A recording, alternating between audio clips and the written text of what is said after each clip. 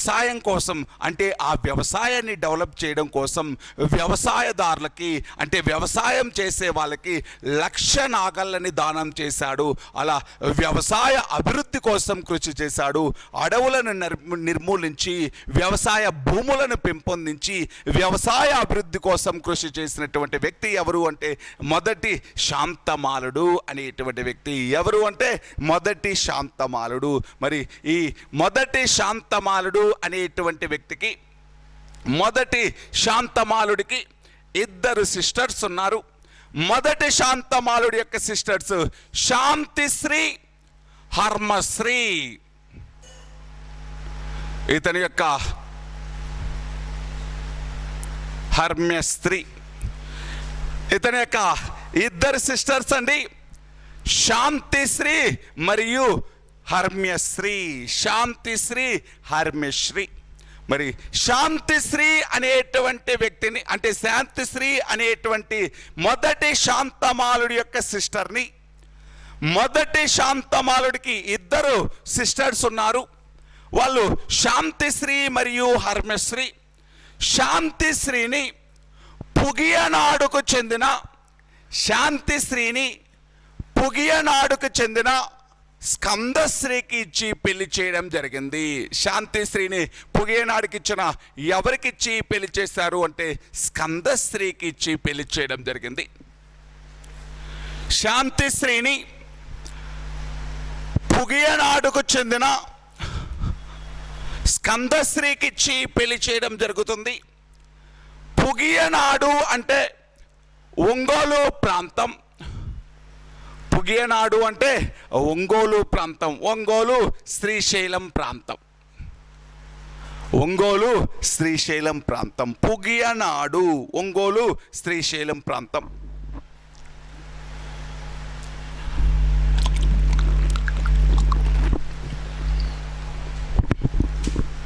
ఆ కాలంలో రాజ్యాన్ని, ఆ కాలంలో అంటే టోటల్ ఆంధ్రప్రదేశ్ని ఇప్పుడు తెలంగాణ, రాయలసీమ, కోస్తాంధ్రాన్ని ఎలా డివైడ్ చేశారో ఆ కాలంలో రాజ్యాల్ని నాడులుగా అంటే ప్రాచీన కాలంలో నాడులుగా విభజించారు.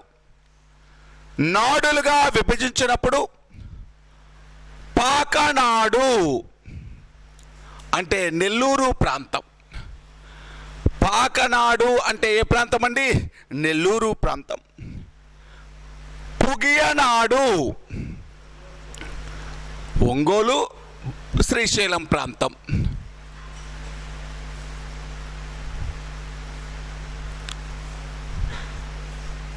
ఒంగోలు శ్రీశైలం. కమ్మనాడు,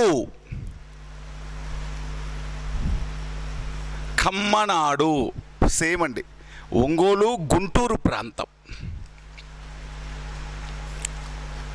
కమ్మనాడు ఒంగోలు గుంటూరు ప్రాంతం. నెక్స్ట్ ఇది పలనాడు, మాచర్ల గురజాల ప్రాంతం. మాచర్ల గురజాల ప్రాంతం. వెలనాడు, వెలనాడు అంటే తెనాలి, రేపల్లె, బాపట్ల ప్రాంతం. తెనాలి, రేపల్లె, బాపట్ల ప్రాంతం. రేనాడు కడప, కర్నూలు ప్రాంతం. రేనాడు అంటే కడప, కర్నూలు ప్రాంతం.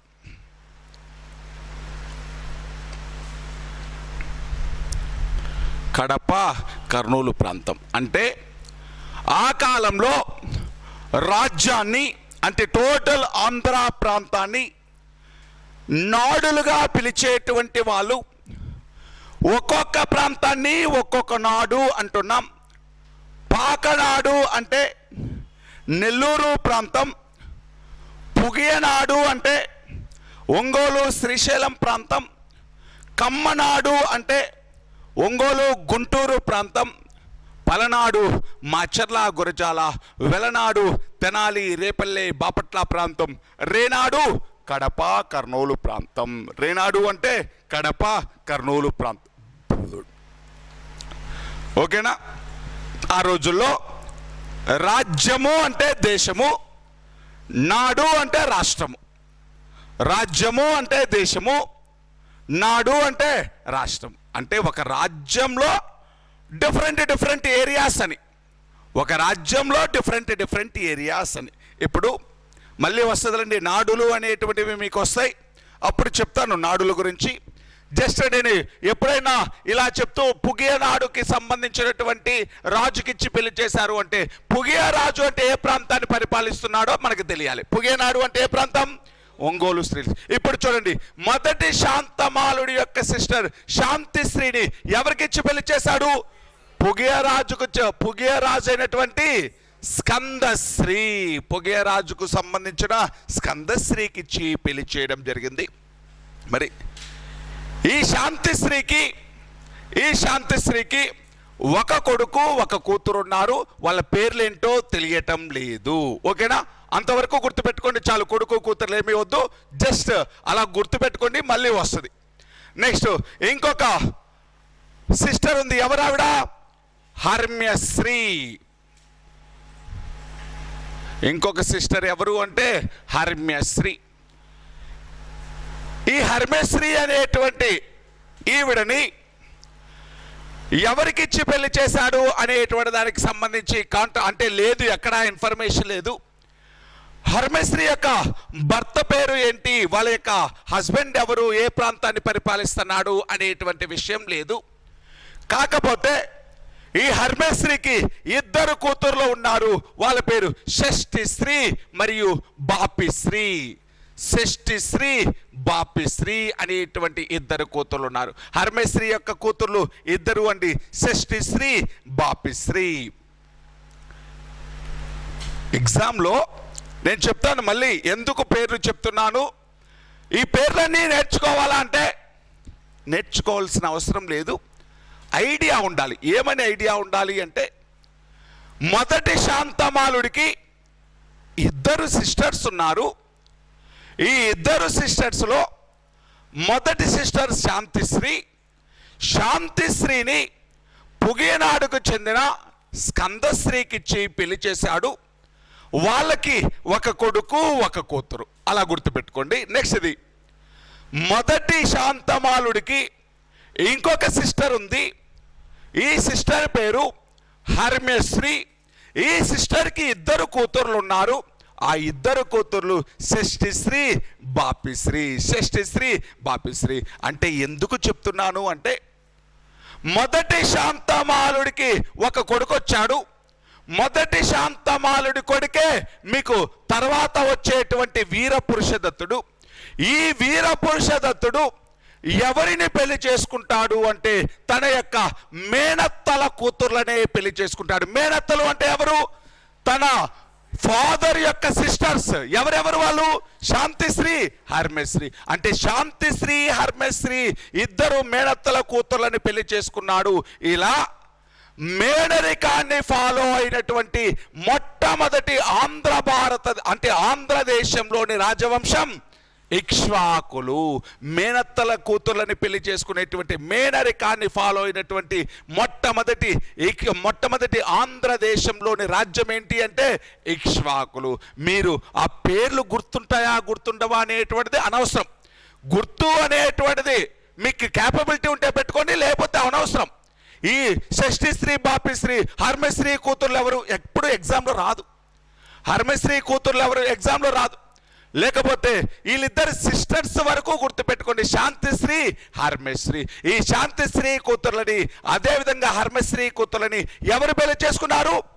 మొదటి శాంతమాలుడి యొక్క కొడుకు పెళ్లి చేసుకోవడం జరిగింది. ఓకేనా? మళ్ళీ చెప్తాను, ఇది మళ్ళీ వీరపురుషదత్తుడి దగ్గర చెప్తాను. అంటే మొదటి శాంతమాలుడికి ఎంతమంది సిస్టర్స్ అండి? ఇద్దరు. ఎవరెవరు వాళ్ళు? శాంతిశ్రీ, హర్మ్యశ్రీ అనేటువంటి వాళ్ళు. అదేవిధంగా మొదటి శాంతమాలుడు అనేటువంటి వ్యక్తికి ఒక కూతురు కూడా ఉంది. మొదటి శాంతమాలుడి కూతురు పేరు కొండబలసిరి. మొదటి శాంతమాలుడి యొక్క కూతురు పేరు కొండబలసిరి. ఈ కొండబలసిరి అనేటువంటి ఈవిడని ఏంటండి, ఒక్క నిమిషం అండి, అటవీ శాంతశ్రీ అని పెట్టుకోండి. అటవీ శాంతశ్రీ. ఈ మొదటి శాంతమాలుడి యొక్క కూతురు పేరు అటవీ శాంతశ్రీ. ఈ అటవీ శాంతశ్రీ అనేటువంటి ఆవిడని ఎవరికిచ్చి పెళ్లి చేశాడు అంటే ధనిక రాజు అయినటువంటి వెలనాడు ప్రాంతానికి, ధనిక రాష్ట్రము అంటే వెలనాడు ప్రాంతం, ధనిక రాజు అంటే వెలనాడు ప్రాంతం, ధనిక రాష్ట్రము అంటే వెలనాడు ప్రాంతం, వెలనాడు ప్రాంతానికి చెందిన స్కంద విశాఖునికి ఇచ్చి పెళ్లి చేయడం జరిగింది. ఎవరికి ఇచ్చి పెళ్లి చేశాడు అంటే స్కంద విశాఖుడు. మళ్ళీ చెప్తాను చూడండి. మొదటి శాంతమాలుడికి ఒక కూతురుంది. ఆ కూతురు పేరు అటవీ శాంతశ్రీ. ఈ అటవీ శాంతశ్రీని ధనిక రాష్ట్రము, లేకపోతే దానినే ధనిక రాష్ట్రము అంటే వెలనాడు ప్రాంతం, ఈ ధనిక రాష్ట్రము లేకపోతే వెలనాడు ప్రాంతానికి చెందిన స్కంద విశాఖుడికి ఇచ్చి పెళ్లి చేయడం జరిగింది. ధనిక రాష్ట్రము లేకపోతే వెలనాడు ప్రాంతానికి చెందిన స్కంద విశాఖునికి ఇచ్చి పెళ్లి చేయడం జరిగింది. ఇప్పుడు ఎందుకని లేడీస్ పేర్లందరినీ చెప్తున్నాను అంటే, ఈ లేడీస్ అందరూ అంటే ఇక్ష్వాక వంశానికి సంబంధించిన రాజులు మాత్రం వైదిక మతాన్ని ఫాలో అయితే, ఈ లేడీస్ అందరూ కూడా బౌద్ధ మతాన్ని ఫాలో అవుతూ బౌద్ధ మతానికి సంబంధించి అనేకమైనటువంటి చైత్యాలను మరియు విహారాలను నిర్మించడం జరిగింది. అనేకమైన చైత్యాలను విహారాలను నిర్మించారు. అంటే పురుషులు మాత్రం, రాజులు మాత్రం వైదిక మతాన్ని ఫాలో అయితే, అయితే మరి ఇక్కడ ఉండేటువంటి స్త్రీలు మాత్రం రాజరికానికి సంబంధించిన, రాజ్యానికి సంబంధించిన స్త్రీలు మాత్రం బౌద్ధ మతాన్ని ఫాలో అవ్వడం జరిగింది. ఆంధ్రదేశ చరిత్రలో శాతవాహనులు మరియు ఇక్ష్వాకులు పరిపాలించినటువంటి కాలాన్ని బౌద్ధ మతానికి స్వర్ణయుగం లాగా చెప్పవచ్చు. శాతవాహనులు మరియు ఇక్ష్వాకులు పరిపాలించిన కాలాన్ని బౌద్ధ మతానికి స్వర్ణయుగంగా చెప్పవచ్చు. రాజులు వైదిక మతాన్ని ఫాలో అయితే, రాణులు మరియు సాధారణ ప్రజలు మాత్రం బౌద్ధ మతాన్ని ఫాలో అవ్వడం జరిగింది. ఇక్ష్వాకుల కాలంలో ఇక్ష్వాక వంశానికి సంబంధించినటువంటి ఈ స్త్రీలు బౌద్ధ మతానికి అనేక విహారాలు మరియు చైత్యాలు నిర్మించడం జరిగింది. మళ్ళీ ఒకసారి చూడండి. ఇక్ష్వాకులు అనేటువంటి వాళ్ళు శాసనాల ప్రకారం నలుగురు ఉన్నారు. ఆ నలుగురు ఎవరు అంటే మొదటి శాంతమాలుడు, వీర పురుషదత్తుడు, అదేవిధంగా యెహోవాల శాంతమాలుడు, లాస్ట్ వ్యక్తి రుద్ర పురుషదత్తుడు. మొదటి శాంతమాలుడు అనేటువంటి వ్యక్తి, ఈ మొదటి శాంతమాలుడు శాతవాహనులకు సామంతులుగా ఉండి శాతవాహనుల్లో చివరి వాడైన మూడవ పులోమావిని ఓడించి స్వతంత్రం ప్రకటించుకున్నాడు.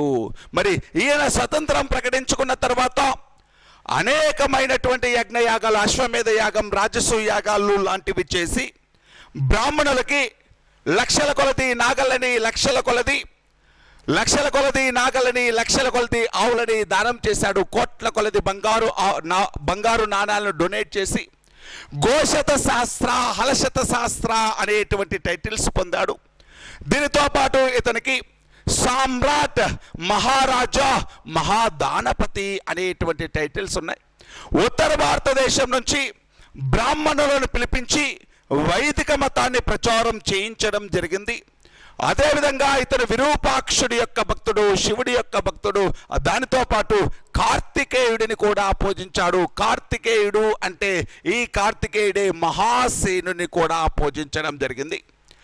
ఈ మొదటి శాంతమాలుడు అనేటువంటి వ్యక్తికి ఇద్దరు సిస్టర్స్ ఉన్నారు, శాంతశ్రీ మరియు హర్మశ్రీ. అదేవిధంగా ఒక కూతురు ఉంది, అటవీ శాంతశ్రీ అనేటువంటి ఆవిడ. తన ఇద్దరు సిస్టర్స్ అయినటువంటి ఈ శాంతిశ్రీ, హర్మశ్రీ అనేటువంటి వాళ్ళని, శాంతిశ్రీనేమో పుగియనాడుకు చెందినటువంటి స్కందశ్రీకి ఇచ్చి పెళ్లి చేశాడు. అదేవిధంగా హర్మశ్రీ అనేటువంటి ఆవిడని ఎవరికిచ్చి పెళ్లి చేశాడు అనేటువంటిది తెలియటం లేదు.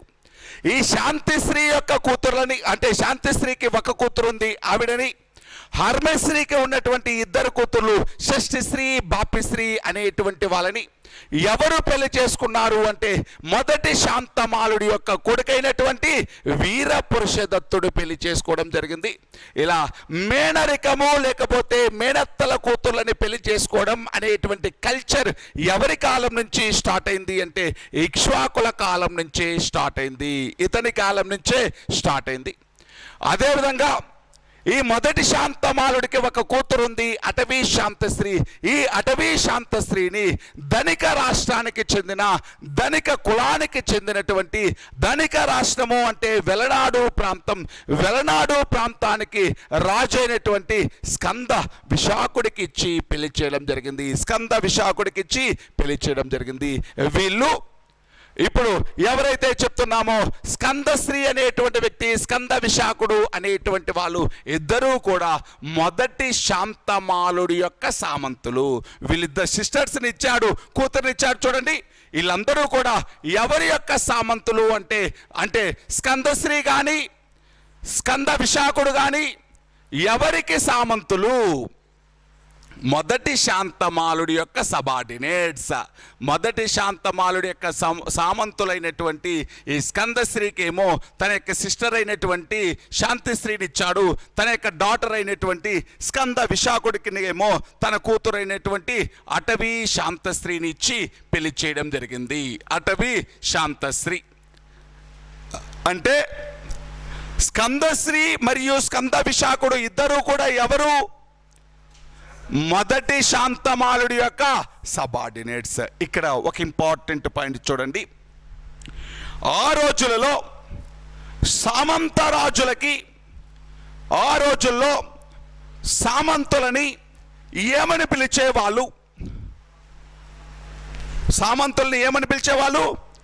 మహారథి, మహాభోజ, మహాసేనా నాయక. అంతేనా? మహారథి, మహాభోజ, మహాసేనా నాయక. అంటే సామంతులకి ఏ టైటిల్స్ ఇచ్చారు అంటే సామంతులని, శాతవాహనుల దగ్గర కూడా చెప్పాను చూడండి, సామంతులని మహారథి, మహాభోజ, మహాసేనా నాయక ఇటువంటి టైటిల్స్ సామంతులకి ఇస్తే, ఈ సామంత రాజులకి ఇచ్చినటువంటి ఈ టైటిల్స్ని, సామంత రాజులకి ఇచ్చినటువంటి ఈ టైటిల్స్ని సామంత రాజుల యొక్క భార్యలు కూడా తీసుకునేటువంటి వాళ్ళు. సామంత రాజులకి ఇచ్చినటువంటి ఈ టైటిల్స్ని ఎవరు కూడా ఉపయోగించారు అంటే సామంత రాజుల యొక్క భార్యలు. అంటే ఎలా ఉపయోగించారు అంటే మహారథిని, మహాభోజకి, మహారథిని, మహాభోజకి, మహాసేనానాయకి. అంటే సామంత రాజులకు ఉన్నటువంటి టైటిల్స్ని ఎవరు కూడా ఉపయోగించారు? సామంత రాజుల యొక్క వైఫ్స్ కూడా ఉపయోగించడం జరిగింది, సామంత రాజుల యొక్క భార్యలు కూడా ఉపయోగించడం జరిగింది. ఇంపార్టెంట్ క్వశ్చన్ అండి, అంతకుముందు అడిగినటువంటి క్వశ్చన్.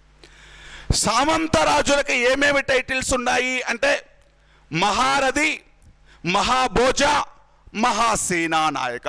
మరి సామంత రాజులకు ఉన్నటువంటి ఈ టైటిల్స్ని సామంత రాజుల యొక్క భార్యలు కూడా తీసుకునే వాళ్ళు. మహారథిని, మహాభోజకి, మహాసేనా నాయకి. మహారథిని, మహాభోజకి, మహాసేనా నాయకి అంటే వాళ్ళ యొక్క హస్బెండ్స్కు ఉన్నటువంటి టైటిల్స్ని, వాళ్ళ యొక్క భర్తలకు ఉన్నటువంటి టైటిల్స్ని ఎవరు కూడా ఉపయోగించారు అంటే భార్యలు కూడా ఉపయోగించడం జరిగింది. వాళ్ళ యొక్క భర్తల యొక్క టైటిల్స్ని ఎవరు కూడా తీసుకున్నారు అంటే భార్యలు కూడా తీసుకోవడం జరిగింది, భార్యలు కూడా తీసుకోవడం జరిగింది.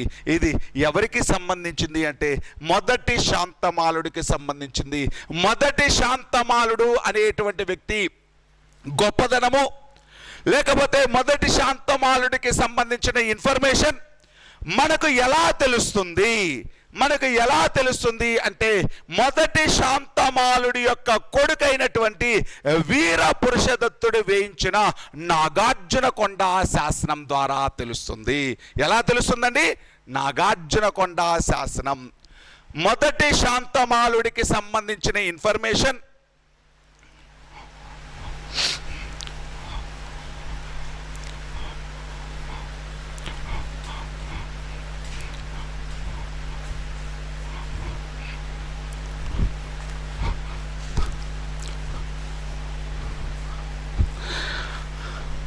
మొదటి శాంతమాలుడికి సంబంధించినటువంటి సమాచారం మనకి నాగార్జునకొండ శాసనం ఎవరు కంపోజ్ చేశారు అంటే వీర పురుషదత్తుడు. ఈ వీర పురుషదత్తుడు కంపోజ్ చేసినటువంటి నాగార్జునకొండ శాసనం ద్వారా తెలుస్తుంది. వీర పురుషదత్తుడు కంపోజ్ చేసినటువంటి నాగార్జునకొండ శాసనం. నాగార్జునకొండ శాసనం ఎవరు వేయించారు? వీర పురుషదత్తుడు. నాగార్జునకొండ శాస్త్రం వీర పురుషదత్తుడు అంటే నాగార్జునకొండ శాస్త్రం వీర పురుషదత్తుడు వేయించాడు. వీర పురుషదత్తుడి యొక్క నాగార్జునకొండ శాస్త్రం ద్వారా వీర పురుషదత్తుడి యొక్క నాగార్జునకొండ శాస్త్రం ద్వారా ఎవరి గురించి ఇన్ఫర్మేషన్ తెలుస్తుంది? మొదటి శాంతమాలుడు. మరి మొదటి శాంతమాలుడు ఏవైనా శాసనాలు వేయించాడా? మొదటి శాంతమాలుడు వేయించిన శాసనాలు ఏమేమి ఉన్నాయి అంటే శాంతమాలుడు వన్ యొక్క శాసనాలు ఏమున్నాయి అంటే మొదటి శాంతమాలుడి యొక్క శాసనాలు రెంటాల శాసనం, రెంటాల శాసనం, దాచేపల్లి లేకపోతే కేసనపల్లి శాసనం. రెండు శాసనాలు మొదటి శాంతమాలుడు వండి. రెంటాల శాసనం, దాచేపల్లి లేకపోతే కేసనపల్లి శాసనం పల్నాడు ప్రాంతంలో దొరికినవండి. పల్నాడు ప్రాంతం మాచర్లకు దగ్గరగా దొరికినటువంటి శాసనాలు. ఇక్ష్వాకులు అనగానే మనకి నాగార్జునకొండ ప్రాంతం, నాగార్జునకొండ ప్రాంతము అనగానే పల్నాడు ప్రాంతం, మాచర్ల ప్రాంతం అని గుర్తుండాలి. ఇక్ష్వాకులు పరిపాలించిన ఏరియా అంటే నాగార్జునకొండ ప్రాంతము అనేటువంటిది గుర్తుండాలి. అసలు శాతవాహనులు అనగానే మనకి అమరావతి ఎలాగైతే తెలుస్తుందో ఇక్ష్వాకులు అనగానే మనకు గుర్తు రావాల్సినటువంటి ఏరియా నాగార్జునకొండ. అంటే వీళ్ళని ఏమని పిలిచాం? శ్రీ పర్వతీయులు. శ్రీ పర్వతీయులు అంటే నాగార్జునకొండ ప్రాంతాన్ని పరిపాలించిన వాళ్ళు అని అర్థం. మరి మొదటి శాంతమాలుడి యొక్క శాసనాలు ఏంటండి? రెంటాల శాసనం, దాచేపల్లి, దీనికే ఇంకొక పేరేంటండి? కేసనపల్లి శాసనం. రెంటాల శాసనం, దాచేపల్లి లేకపోతే కేసనపల్లి శాసనం, ఈ రెండింటినీ కూడా ఎవరు వేయించారు అంటే మొదటి శాంతమాలుడు. మొదటి శాంతమాలుడు యొక్క గ్రేట్నెస్ మనకి ఎలా తెలుస్తుంది? లేకపోతే మొదటి శాంతమాలుడు యొక్క ఇన్ఫర్మేషన్ మనకి ఎలా తెలుస్తుంది? వీర పురుషదత్తుడు వేయించినటువంటి నాగార్జునకొండ శాసనం. వీర పురుషదత్తుడు వేయించిన నాగార్జునకొండ శాసనం. రాజులు మాత్రం ఏ మతాన్ని ఫాలో అవుతున్నారు? వైదికం. రాణులు మరియు సాధారణ ప్రజలు మాత్రం ఏ మతాన్ని ఫాలో అవుతున్నారు? బౌద్ధ మతం. ఇక్ష్వాకులు మరియు శాతవాహనులు పరిపాలించిన కాలాన్ని ఆంధ్రదేశంలో బౌద్ధ మతానికి ఒక గోల్డెన్ పీరియడ్ లాగా, స్వర్ణయుగం లాగా చెప్పడం జరుగుతుంది. ఇక్ష్వాకుల కాలంలో కూడా బౌద్ధ మతం బాగా డెవలప్ అయింది, బుద్ధిజం అనేటువంటిది బాగా డెవలప్ అయింది. మరి మొదటి శాంతమాలుడు తర్వాత వచ్చినటువంటి రెండవ రాజు పేరు రాసుకుందాం. ఆయన పేరు వీర పురుషదత్తుడు.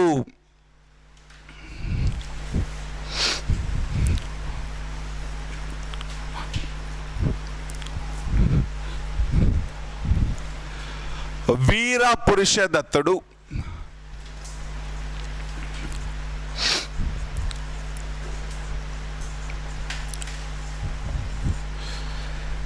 వీర పురుషదత్తుడు అనేటువంటి వ్యక్తి, ఈ వీర పురుషదత్తుడు ఇతను కొన్ని శాసనాలు వేయించాడు. వీర పురుషదత్తుడు వేయించినటువంటి శాసనాలు నాగార్జునకొండ శాసనం, వీరపురుషదత్తుడి యొక్క శాసనాలండి. నాగార్జునకొండ శాసనం, అల్లూరు శాసనం, ఉప్పుగుండూరు శాసనం, అల్లూరు శాసనం, ఉప్పుగుండూరు శాసనం, జగ్గయ్యపేట శాసనం,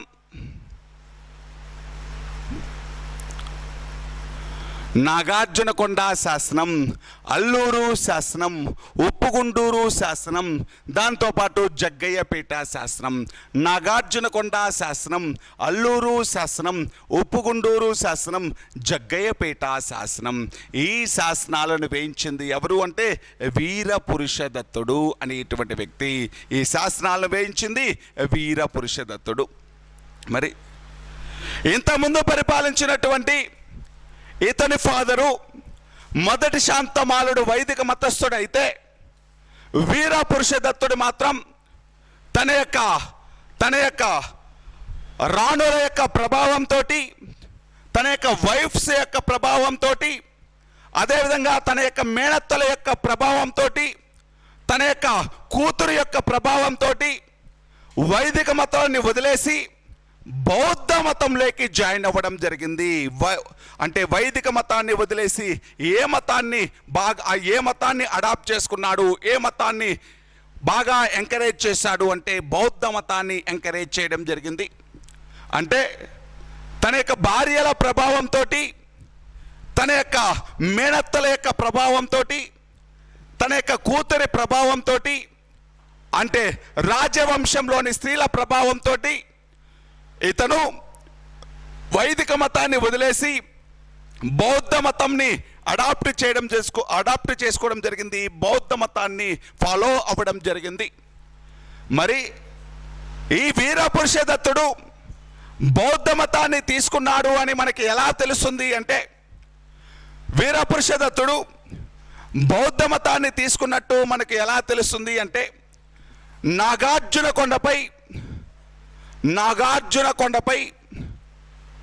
ఒక శిల్పం, అంటే నాగార్జునకొండపై ఒక శిల్పం ఎలా ఉంది అంటే, నాగార్జునకొండపై ఉన్నటువంటి ఒక శిల్పం ఎలాగుంది అంటే, ఒక రాజు తన కాలితోటి శివలింగాన్ని తొక్కుతూ ఉన్నట్టు, ఒక రాజు తన యొక్క కాలితోటి శివలింగాన్ని తొక్కుతూ ఉన్నట్టు ఒక శిల్పం అనేటువంటిది బయటపడింది. అంటే నాగార్జునకొండపై ఒక శిల్పం అనేటువంటిది ఎలా ఉంది అంటే, ఒక రాజు శివలింగం పైన కాలు పెట్టినట్లు ఉండేటువంటి ఒక స్కల్ప్చర్ అనేటువంటిది, ఒక శిల్పం అనేటువంటిది దొరికింది. అంటే ఒక శిల్పం అనేటువంటిది ఎలా దొరికింది అంటే, ఈ శివలింగం పైన ఒక రాజు కాలితో తొక్కుతున్నట్లు ఉండేటువంటి ఈ శిల్పం అనేటువంటిది బయటపడింది. శివలింగాన్ని తొక్కుతున్నాడు అంటే వైదిక మతాన్ని అతను అపోజ్ చేస్తున్నాడు, వైదిక మతాన్ని అపోజ్ చేస్తున్నాడు అని తెలుస్తుంది. అలా శివలింగాన్ని తొక్కుతూ ఉండేటువంటి ఆ రాజు ఎవరో కాదు, వైదిక మతాన్ని వదిలేసినటువంటి వీరపురుషదత్తుడే. ఆ శివలింగాన్ని తొక్కుతూ ఉన్నటువంటి ఆ రాజు ఎవరు అంటే, ఆ రాజు ఎవరో కాదు, వీరపురుషదత్తుడే అని ఎక్కువ మంది నమ్మడం జరుగుతుంది. అంటే మళ్ళీ ఒకసారి చూడండి, వీరపురుషదత్తుడు గురించి, వీరపురుషదత్తుడు అనేటువంటి వ్యక్తి అనేక శాసనాలు వేయించాడు. నాగార్జునకొండ శాసనం, అల్లూరు శాసనం, ఉప్పుగుండూరు శాసనం, జగ్గయ్యపేట శాసనం అనేటువంటి వేయించాడు. ఇతను రాజ్యానికి సంబంధించినటువంటి రాణుల యొక్క ప్రభావంతో, అదేవిధంగా రాజా స్త్రీల యొక్క ప్రభావంతో వైదిక మతాన్ని వదిలేసి బౌద్ధ మతంలోకి కన్వర్ట్ అవ్వడం జరిగింది. బౌద్ధ మతంలోకి కన్వర్ట్ అయ్యాడు అని ఎలా తెలుస్తుంది అంటే, నాగార్జునకొండపై దొరికినటువంటి ఒక శిల్పం ద్వారా తెలుస్తుంది. నాగార్జునకొండపై ఉన్నటువంటి ఒక స్కల్ప్చర్లో ఏముంటుంది అంటే, ఒక రాజు తన యొక్క కాలితోటి శివలింగాన్ని తొక్కుతూ ఉన్నట్లు ఉండేటువంటి శిల్పం బయటపడింది. ఆ శిల్పంలో ఉన్న ఆ రాజు, శివలింగాన్ని తొక్కుతున్నటువంటి రాజు ఎవరో కాదు, వీరపురుషదత్తుడు అని ఎక్కువ మంది నమ్మడం జరుగుతుంది. మరి ఈ వీరపురుషదత్తుడు అనేటువంటి వ్యక్తి ఇతని కాలంలో బుద్ధిజం అనేటువంటిది బాగా డెవలప్ అయింది. ఇతను మరియు ఇతని యొక్క